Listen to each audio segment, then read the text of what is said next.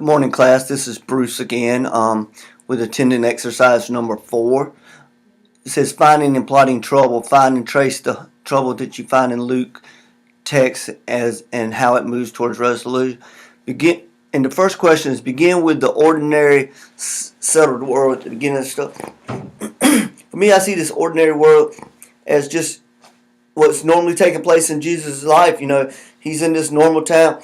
You have your shepherds with their flocks around. You have people doing their business in town, going to trade, going to the market. And then you have Jesus here preaching and teaching with his crowd around him.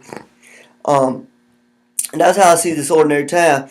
It says, where do you see any hint of trouble unfolding in the story? For me, the first hint of trouble in this story is when the leper first appears. Because we all know the stories with the leper and how they're supposed to live and how they're supposed to announce stuff. So you have this ordinary crowd of people who are clean, and they're standing there, they're listening to Jesus teaching now, and then all of a sudden, this leper appears. And that's the first hint of trouble I see unfolding in the story. It says, what is the real trouble that finally arrives in the text? And what the real trouble is the leprosy on his skin. This man approaching the people. And I can picture this in my mind as you have this tight-knit crowd surrounded by Jesus as he's doing this teaching to the people. And then this man appears, and I see this crowd kind of disperse and make room. And then you have this man who falls down at Jesus' feet. And that is the real trouble. The real trouble is the not only the leprosy, but I also see that there's a lot of unbelief. People that still not believe in Jesus, non-believers in this crowd.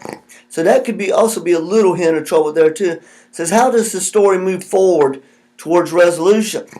Well, when this man comes down and then he falls before Jesus, and he says, if you are willing, make me clean. And this is the first step to for resolution. And then we all know the story. Jesus reaches out his hand and he says, I am willing. You're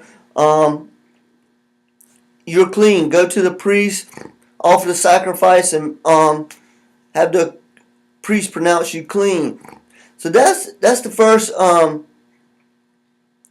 That's how the story moves towards the resolution. And this is no outside power or nothing. This is something that Jesus, between Jesus and man. And the second part of that question is, does help come from the outside, or do we learn something that helps us deal with the trouble? I said we learn this is a valuable lesson, a real valuable lesson. This is very important that we look that faith is what healed this man. His faith in Jesus, believing Jesus could do what he says he can do, and just knowing that's what healed this man.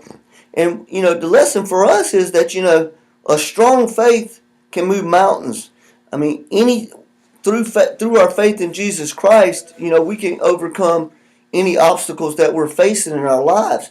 So the lesson here is, I believe, faith. To learn something that helps us deal with the trouble. It says, what is this new resituated world that we can imagine at the end of this stuff? And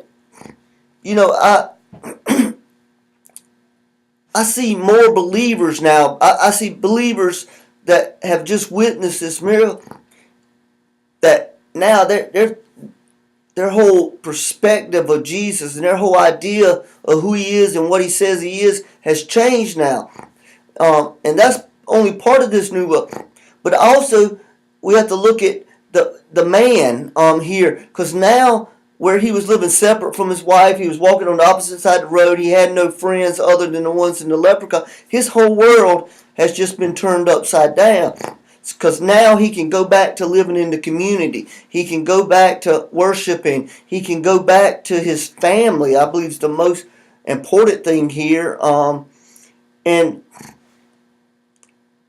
And as he does this, then the people that it's just like when we become Christians and we earn our salvation, we tell everybody about it. And this is a perfect opportunity for this man to share what has just happened with him, with all the ones he comes in contact with, so that he can bring believers to Christ.